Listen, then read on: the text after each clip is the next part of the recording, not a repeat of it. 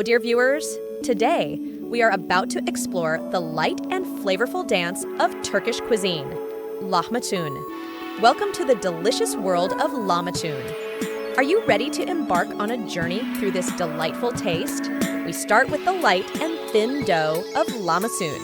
This dough is rolled out like a traditional dance, and it comes together with delicious ingredients.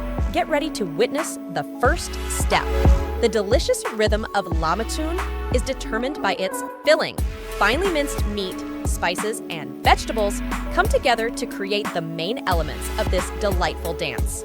The delicate dance of the dough and the harmony of flavorful ingredients transform into a crazy dance in the oven. The rising steam from the oven envelops the room with the essence of taste. Lahmacun has become an indispensable part of street flavors. Street vendors, with their stalls set up on city corners, have conquered people's hearts by presenting this delicious dance. Here we are at the end of the delightful dance of Lahmacun. I hope this video has helped you better understand this light flavor of Turkish cuisine.